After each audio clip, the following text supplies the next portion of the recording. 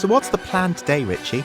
Well, I was thinking a healthy workout amongst my Aryan buddies whilst plotting the grandest series of operas ever staged. They will tell of the cosmic struggle between the immortal gods, the heroic man, and the dwarfs, giants, and other such mythical friends. Right. And all these characters are fighting over a magical ring. It grants domination over the entire world.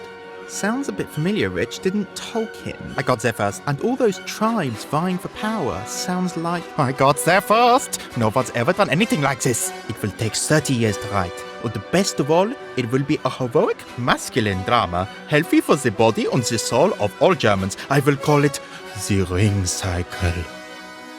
Now, Richard Wagner was born in Leipzig in 1813. He taught himself composition by studying the music of Beethoven, his teen idol. But he got into trouble in 1848 when a series of revolutionary uprisings spread to Germany. People were dissatisfied with the political leadership. They wanted electoral reform, more social justice, and more democratic participation in government.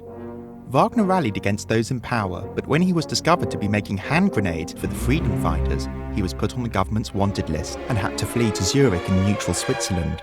There, he hoped to compose this mighty work of a lifetime, a cycle of operas that might express the political fervour of those times. Opera then was more about Italians prancing about the stage singing crowd-pleasing arias, popular songs. Wagner would have none of this artifice. A violently opinionated, megalomaniac anti-Semite, Wagner always did it differently. His opera would present a Gesamtkunstwerk, a total work of art amalgamating music, drama, poetry, politics, philosophy, and the visual arts. It would transport the listener on an epic journey, like binge-watching Lord of the Rings or Game of Thrones.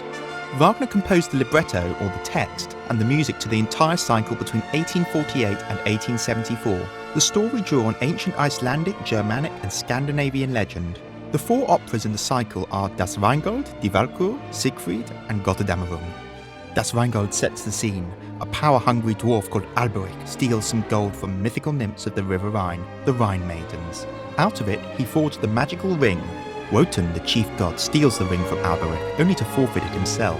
You see, greedy Wotan wants to build a gigantic palace called Valhalla, but must sell the ring to a giant called Fafnir in payment for its construction. In punishment for Wotan's greed, the gods are haunted by the curse of their impending downfall. The only way to remove the curse is for Wotan to retrieve the ring from the giant Fafnir and return it to whom it first belonged, the Rhine Maidens. But Wotan himself can't do this because he's bound by that palace-building agreement with the giants, so he devises a plan. He gets a human woman pregnant with twins who are called Sigmund and Sieglinde. They become separated at birth, and the girl, Sieglinde, is eventually forced into marriage with a wicked warrior called Hunding. But someday, Wotan hopes the boy Sigmund, who's of human stock and therefore not bound by the laws of the gods, will be able to retrieve a sword left by Wotan, so as to slay Fafnir and regain the ring. Will he do that? Find out in the second opera, Die Walkure, the most performed part of the cycle. Act 1 of Die Walkure begins in the middle of a raging storm. Now remember, Wagner was aiming for a different sort of opera. As a fan of ancient Greek theatre, in which a chorus comments on the on-stage drama, Wagner used short, recognisable musical phrases to correspond to the particular characters on stage, to their emotional states of mind, or to various dramatic events in the plot. These guides to feeling are known as Light Motifs and are commonly used by film score composers today. So, tubas and timpanis play a storm leitmotif to convey the overwhelming power of crashing thunder. Next, the curtain rises and we hear the Sigmund leitmotif. This theme is weighted down by cellos, basses and horns. It illustrates the weary Sigmund, Wotan's son, who staggered off the battlefield into a hut to find shelter. Unbeknownst to Sigmund, this hut, built around a huge ash tree, belongs to the warrior Hunding. A woman greets Sigmund. We know this is Sieglinde because her own leitmotif plays out. Remember, these long-lost twins have been separated at birth, and she's been forced into an unhappy marriage with Hunding. Sieglinde's theme is compassionate. It reflects her tender kindness towards this mysterious stranger, and the rich and sensuous strings of her leitmotif intertwine with Sigmund's own theme.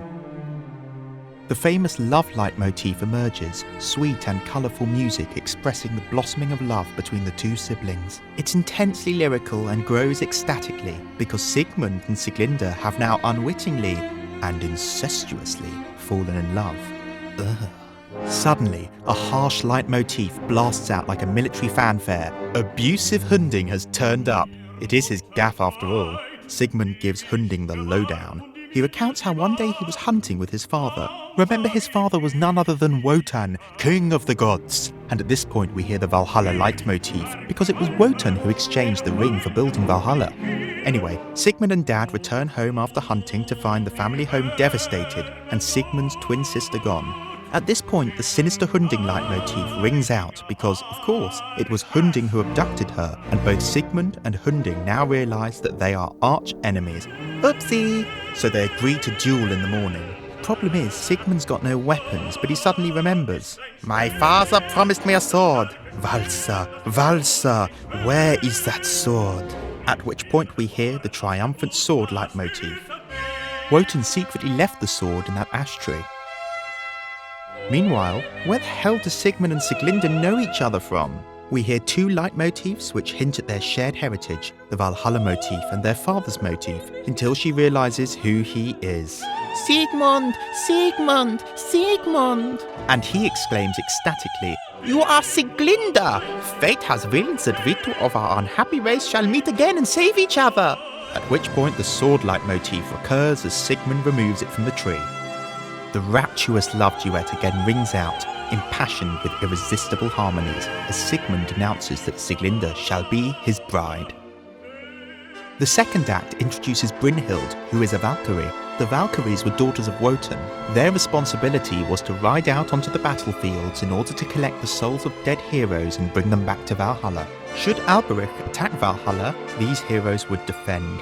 Wotan commands Brynhild to bridle her steed, for he wants her to protect Sigmund in his duel against Hunding.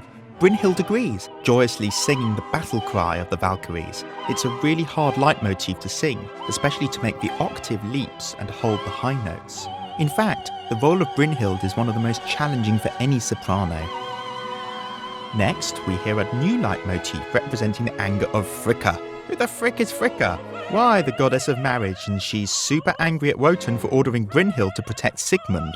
According to Fricka, Sigmund and Sieglinde must be punished for their incestuous adultery. After all, Sieglinde is Hunding's wife.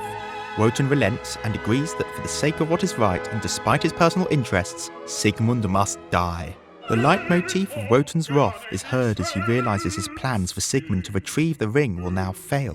The curse on the gods will maintain as long as Wotan fails to restore that ring to the Rhine maidens. Powerless, Wotan reorders Brynhild to obey Fricka and grant victory to Hunding over his beloved Sigmund. It's all heavy chords full of despair and the crushing force of fate. Meanwhile, Sigmund and Sieglinde have escaped Hunding's hall. An ominous leitmotif representing fate accompanies Brynhild approaching the lovers, for she has come to announce, through a solemn death song, that Sigmund will die by Hunding's sword. But Brynhild is unexpectedly swayed. Suddenly impressed by Sigmund's heroic love for Sieglinde, she announces that she will in fact disobey Wotan's orders and grant victory to Sigmund over Hunding. Hunding arrives for the duel, and Sigmund, now helped by Brynhild, begins to overpower Hunding, only for Wotan to appear and shatter Sigmund's sword. Hunding spears the unarmed Sigmund to death, but there's no time to lose. Wotan must find and punish Brynhild, his disobedient daughter. Act 3 opens with the famous Ride of the Valkyries leitmotif. Barely 5 minutes, it's the reason for the entire opera's popularity. It regularly appears on TV and in movies, most notably in Apocalypse Now. Woodwinds flutter, brass blazes and strings swirl representing the flying Valkyries, the warrior maidens swooping on their winged steeds to transport the dead war heroes to Valhalla. Wagner even used specially invented instruments to enrich the sound of the gargantuan orchestra, the Wagner tuba, the bass trumpet and the contrabass trombone. Even in his own time, Wagner was pestered non-stop for standalone performances of this bit. This group of braided blondes, fierce Teutonic women don helmets and breastplates. They greet each other with savage shouts. Brynhild arrives, but to the confusion of her Valkyrie sisters, doesn't bear a dead war hero, but Sieglinde, a human woman. Her Valkyrie sisters scold her for her disobedience to Wotan. Deluded sister, what have you done? Woe, Brynhild!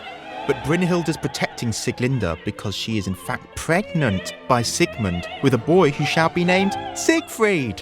At this point, we hear the Siegfried leitmotif. He is to be the star of the next opera in the Ring cycle. Wotan arrives and Brynhild pleads with him in a broad and beautiful phrase to spare her. Was it so shameful what I have done? Wotan announces that Brynhild is to be stripped of her Valkyrie status. She is to be held in a magic sleep on a mountain, prey to any man who passes by. But in light of her touching plea, he promises to protect Brynhild in her slumber by encircling her with a magic flame through which only the bravest hero might pass. The Siegfried Light Motif is heard again as a premonition, because Siegfried will, later in the cycle, pass through the flames and rescue Brynhild. The Magic Fire Light Motif is some of the most majestic music for bass voice and has a tender, mournful beauty. It expresses the deep love that Wotan feels for his daughter Brynhild as he kisses her and bids her an emotional farewell. Finally, the gorgeous slumber motif closes the opera as Brynhild falls into her enchanted sleep. But it's not really the end. 2 more operas continue the story. Siegfried will slay the giant Fafnir and rescue Brynhild, who will return the ring to the Rhine maidens. The entire cycle premiered in 1876 over 4 consecutive nights, clocking in at a total of 15 hours. And it was disastrous. They lost the ring and raised the backdrop too early. It was performed in the Bavarian town of Bayreuth in a specially built opera house and financed by Wagner's eccentric patron, King Ludwig. His nutty fandom had taken the form of recreating Hunding's hut in his garden. He even built an artificial ash tree with a sword stuck in it. For sheer length alone, Wagner's Ring Cycle remains one of the most challenging ventures for any opera company.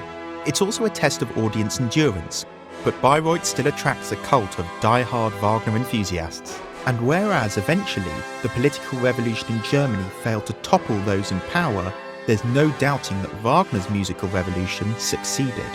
For the power of Wagner's gods was toppled at the end of the Ring Cycle, and for the thousands who make the annual pilgrimage to Bayreuth to hear it, the experience is nothing but transformative.